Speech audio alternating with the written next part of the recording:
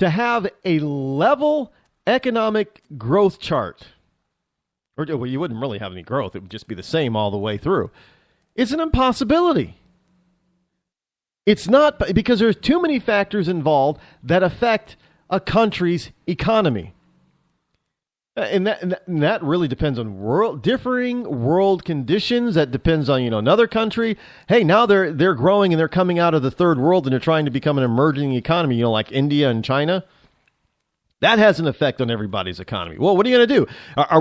Are they saying that some countries that haven't already jumped into the 21st century economy-wise, that they never can? They have to stay third world for the rest of their existence? Well, if you do that, that's the only way you're going to have some sort of way to keep the economy all over the globe at a level pace forever. Nothing can change. There can be no growth. But yet we still have these wonderful people running around out there thinking that they can manage everything. Those are big government, big statist minds that think that they know better than everybody else, and they can manage every last minute detail in every single country, with every single city, with every single citizen across the planet. Oh, we can manage everything. You can't manage jack. That's the problem. That's why these countries manipulate their currencies like China, because they think they can manage it all. And they think they're so freaking smart. And every single time we repeat the same damn thing over and over and over again, because nobody's smart enough to be able to manipulate the entire world at the same time and keep everything exactly the same, because the whole nature of humankind is to grow. Even from the dark ages, you had men and women who were looking out there for knowledge to grow not only themselves, but humankind, period. There is no possible way to keep the status quo as we are currently at any level for any length of time. You can't even do it for a day, let alone a year or more, because we're too curious. We want to grow. And no matter, look, you had the Inquisition, the Spanish Inquisition, where, everybody had to believe, according to, the world was flat, we're the center of the universe, and blah, blah, blah. But that didn't stop mankind from learning, did it? Absolutely not. It did not stop us from yearning and wanting to grow, because God actually put that in us. There's no way to stop it. You can't manage it. But yet we still elect all over the world and put these yahoos in power, yet think that they're smart enough to be able to manipulate everything. And then those who aren't in power, they get on the radio and TV because all of a sudden now they sound so smart, and they scare the living Beelzebub out of you. And then you run around like a chicken with your head cut off. Oh, the sky is falling, the sky is falling. And that's not true at all. So you have to have people in place that understand how all this works, and at the same time, they want to leave you alone enough so you can do what you need to do for you and your family and your community.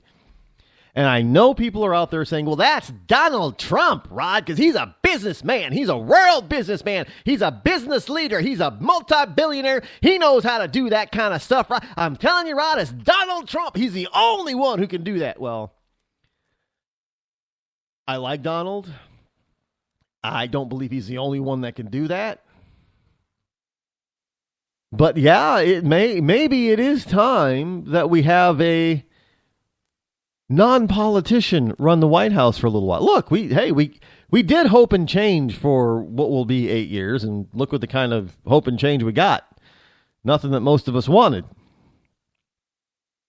So if we can do that for 8 years, why can't we give a businessman 4 years?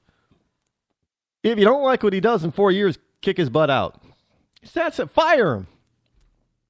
But it's that simple. Yeah, you can.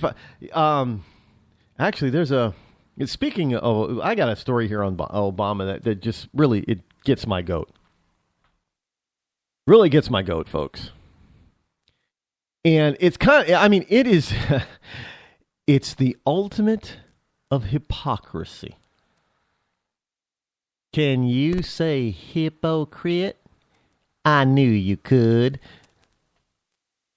Here's a guy that knows really nothing about anything except how to inflate his own ego.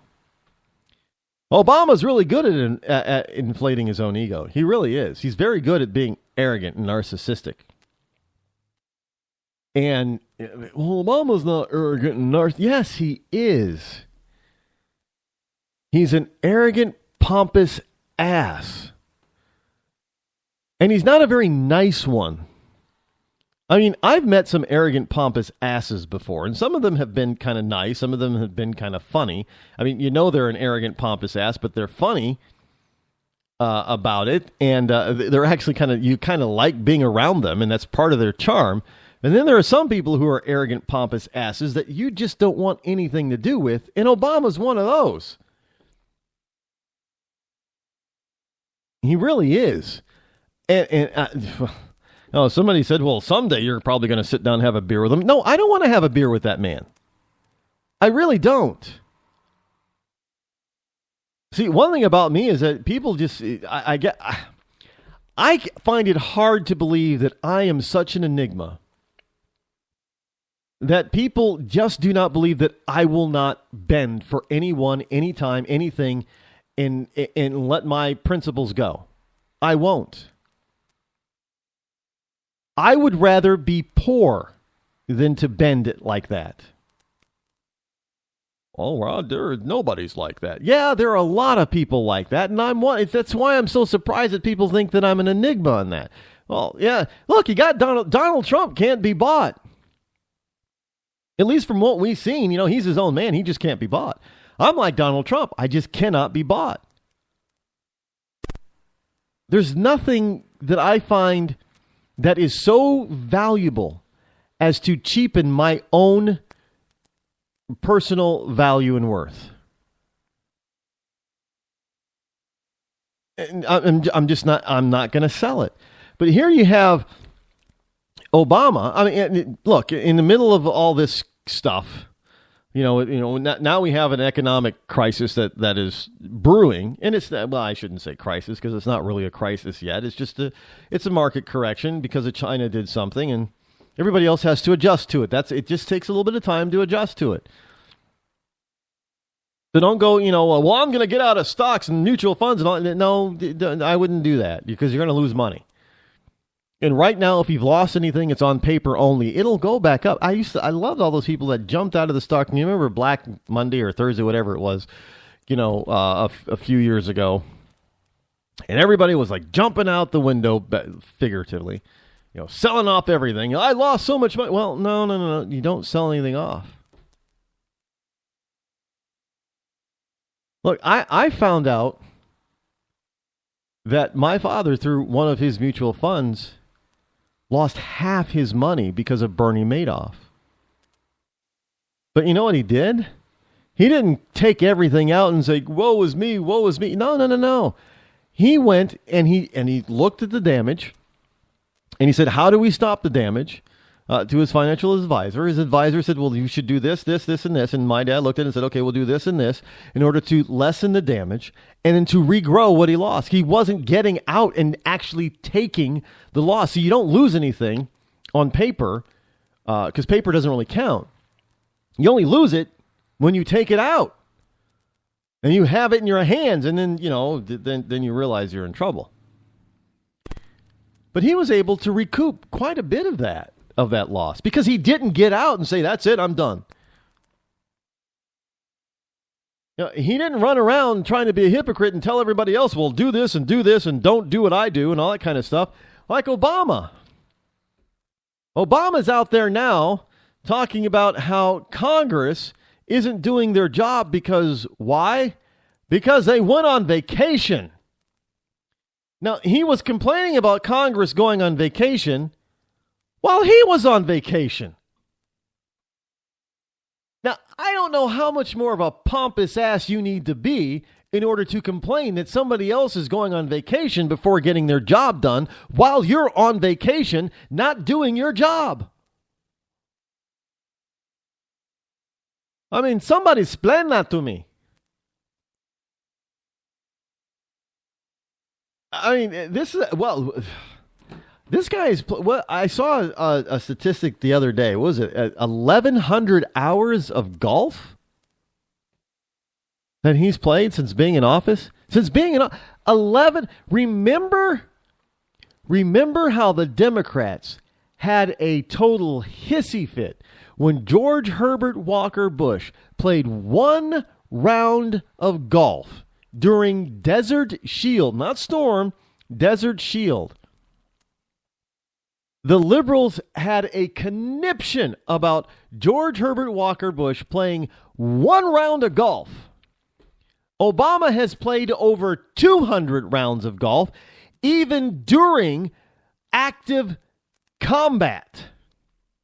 When America was involved in active combat in Iraq and Afghanistan, we're still in Afghanistan, and yet he's played how many rounds of golf? Over 200 rounds of golf, over 1,100 hours spent on the golf course. 1,100 hours on the golf course. And he's been on more vacations, and this is governmental facts, folks, not, I know some people will say, well, Bush took a lot of vacation. No. This man has taken more vacations than any other president in history. And yet he's going to chastise Congress for not completing their job and going on vacation. Are you kidding me? This is not normal. You don't sit around and criticize somebody else for doing exactly what you're doing while you're doing what you're criticizing them for doing. Do you get what I just said? Let me put it to you in layman's terms. Let me make it easy for even the doltiest of you dolt-head liberals to understand. Obama, while on another vacation, is criticizing Congress for going on vacation before they finish their work.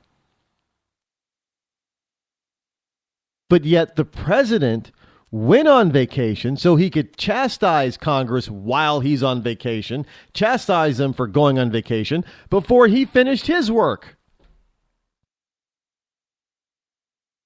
Can you say hypocrite?